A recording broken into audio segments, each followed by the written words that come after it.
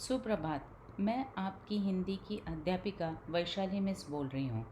आज हम हिंदी में व्याकरण के अंतर्गत उपसर्ग विषय का अध्ययन करेंगे, जो आपके व्याकरण का छठा पाठ है।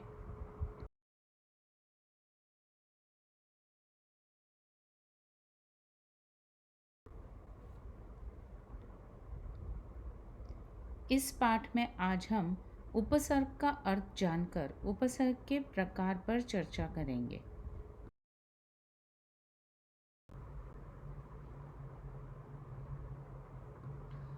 सबसे पहले नीचे कुछ चित्र दिए हैं, इन्हें ध्यान से देखिए। इन चित्रों में अभिनेता शब्द में नेता शब्द से पहले अभि शब्दांश लगने से अभिनेता यह शब्द बना है। उसी प्रकार परतंत्र शब्द तंत्र शब्द से पहले पर शब्दांश लगने से बना है और उपहार शब्द हार शब्द से पहले उप शब्दांश लगने से बना है। तो यहाँ नेता तंत्र हार मूल शब्द है और उनके आगे अभि पर उप शब्दांश लगने से नए शब्द बन गए हैं। यहाँ हमें यह पता चलता है कि शब्दांश का अर्थ है शब्द का अंश।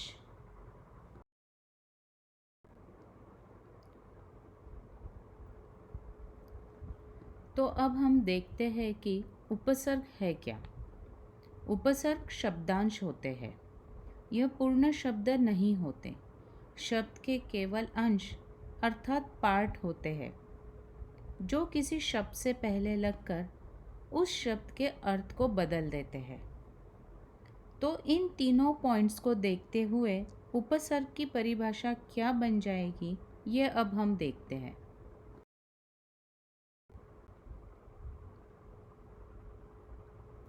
उपसर्ग की परिभाषा: जो शब्दांश किसी शब्द के आरंभ में जुड़कर उनके अर्थ में परिवर्तन ला देते हैं, वे उपसर्ग कहलाते हैं। जैसे अति उपसर्ग लगने से अतिशय, उप उपसर्ग लगने से उपकार, सह उपसर्ग लगने से सहपाठी।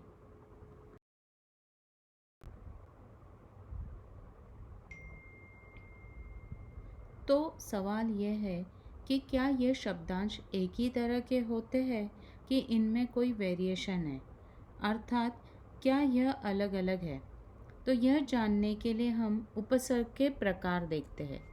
उपसर्ग के 4 प्रकार हैं: संस्कृत के उपसर्ग, हिंदी के उपसर्ग, उर्दू के उपसर्ग और संस्कृत के अव्यय जो उपसर्ग के रूप में प्रयोग किए जाते हैं। अब हम इन उपसर्ग के प्रकार को विस्तार से देखते हैं।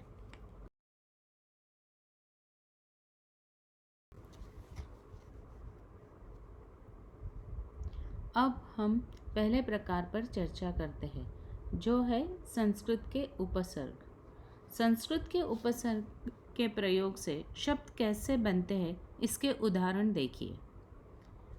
अति उपसर्ग से शब्द बनेगा अतिशय, अत्यधिक। अनु से अनुवाद, अनुशासन। उप से उपवन और उपदेश। सु उपसर्ग से शब्द बनेगा सुमति, सुपुत्र। और नी से निवास, नियोग।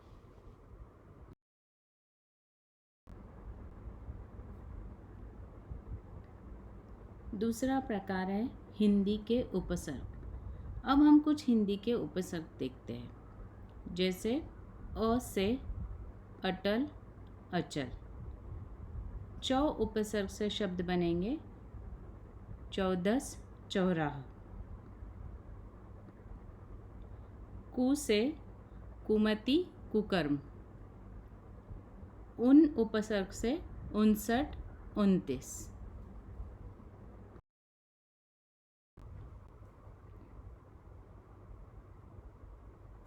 अब हम कुछ उर्दू के उपसर्ग के उदाहरण देखते हैं, जैसे कम उपसर्ग से शब्द बनेगा कमज़ोर, कम अक्ल। ला से लापता, लाजवाब। हम से हम शक्ल, हम सफ़र।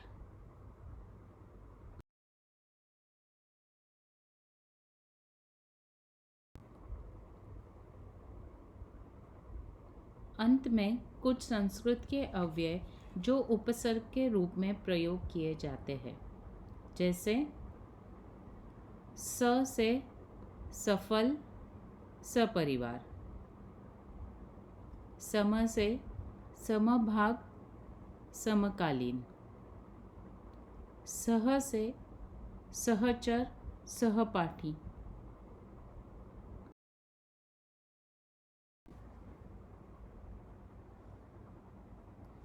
इस प्रकार आज हमने उपसर्ग और उनके भेदों का अध्ययन किया और उनके कुछ उदाहरण भी देखे।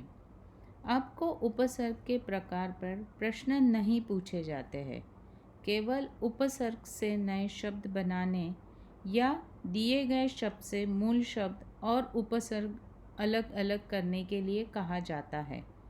तो इसी पर आधारित कुछ गृह कार्य देखते हैं। निम्नलिखित शब्दों में से कौन सा शब्द उपसर्ग है, उस पर सही का निशान लगाइए। यहाँ कुछ शब्द दिए गए हैं और उसके आगे उपसर्ग भी दिए हैं। उस शब्द में कौन सा उपसर्ग लगा हुआ है, उस पर आपको सही का निशान लगाना है।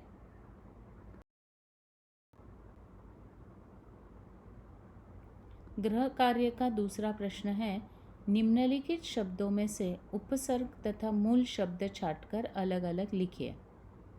यहाँ पे आपको कुछ शब्द दिए हैं, उनमें से आपको उपसर्ग और मूल शब्द को अलग करना है। जैसे सुयोग्य शब्द में सु उपसर्ग है तो योग्य ये मूल शब्द है।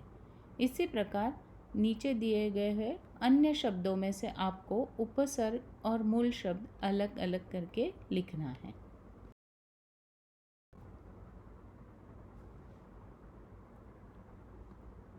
अब कुछ एक्टिविटी। यहाँ पर आपको कुछ उपसर्ग के शब्द नीले रंग के बादलों में दिए गए हैं। उनका प्रयोग कर आपको नए शब्द बनाने हैं, जैसे अभी से अभियान या अभियोग। उसी प्रकार जो नीले रंग के बादलों में शब्द दिए गए हैं, उनके द्वारा आपको नए शब्द बनाकर उसके आगे के बादलों में लिखने हैं।